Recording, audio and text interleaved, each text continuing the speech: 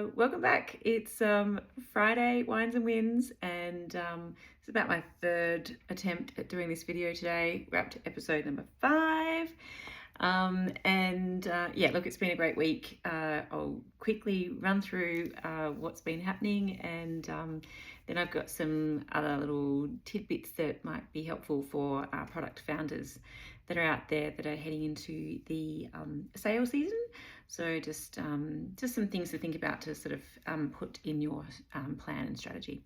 So yeah, this week we have continued to work through our safe space for the charity that Safe Together Network.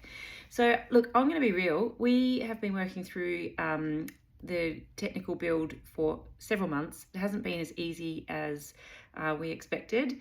But you know, this comes with all new tech builds where it's something new and you're trying new technology and you're trying to create an end result with technology that you're not actually sure if it works or not. Happy to say it does work. We just got some data issues that we're trying to work through and trying to understand. So we're continuing to finesse that, but the actual safe space is open, and you know, the proof of concept is working well. I mean, that is what a proof of concept is about, right? It's about, you know, trying to see if you know, what you're trying to achieve will actually work. So yeah, anyway, it's still working on it, and but we're getting there. So yeah, very exciting. Yeah, I've been very much in the trenches this week, designing new websites, and you know, website refreshes. So I always love that. Like, it's just, you know, being able to be creative and problem solve and create beautiful solutions for my clients is, yeah, it's just something that I love to do. So definitely bringing back out some of my old graphic design skills and capabilities and creating all sorts of new things and using different technology to create different videos and even cartoons.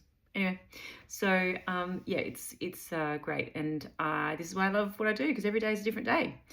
So yeah, some of the other things that I've done this week that have been a win. I went to a workshop with Ballarat businesswomen on Wednesday, and we had a workshop with a lady by the name of Tamika Banks, all around boundaries and setting boundaries, which I'm generally pretty bad at. So it's been really good to get my head around that and continue to work on that. So both from a business point of view, but also on a personal level. So yeah, she's really amazing and has this wonderful 4-step process, which is super easy to understand and get your head around and do. So yeah, look, if anyone's out there that is in that same position and you find that you need a little bit of help with setting some boundaries, then she's your lady. What else? I have been continuing to work with Lana, who obviously has come on board, and you know what I'm particularly loving about working with her, not only is she super intelligent and skilled, is keeping me accountable. So she is helping me come to the table to really sit down and think about my business and how I'm going to grow my business, and being really disciplined about that. I mean, I'm pretty disciplined with it anyway, but it's so much more fun, or I don't know, flows a bit better when you've actually got someone else to do it with, which is exactly what I do for my clients. You know, it's like partnering with you to help you get through some of those tasks that you tend to just put at the bottom of your list because you've got other things you've got to do. So I'm absolutely loving that, and I really do feel like just even being able to, you know, sit and brainstorm, you know, what we're going to do and plan it out. And she's just helping me so much with getting, you know, sort of my operations in order at this stage. So yeah, look, absolutely making leaps and bounds already. So I'm so excited with what we're going to be able to achieve together, and, you know, seeing the growth in my business. Like this week alone, I hit a personal financial target that I've been wanting to achieve. So tick that box, cheers. And as a result of that, I was then able to pay off my kids' private tuition this week. So, you know, like, that's huge. That was always a big driver for me when I decided to go into my business full time. It's a scary prospect, and I just really, I had the plans in place, but I just didn't really know if I could actually get there. So for me, that was a huge personal win and a huge monkey off my back. So cheers to that. I mean, look, we've still got next year, but yeah, huge achievement. And I think it just is a bit of a testament to, being able to make a business grow. And I think I'm proving, obviously to my clients, but also to myself, that I actually do know how to grow businesses, and I'm doing it for myself. And I mean, it's been March. I've been in this business full time since March, and being able to hit some really big financial goals in that time, I'm absolutely over the moon. So I will definitely be having a few more of these later tonight in celebration of that.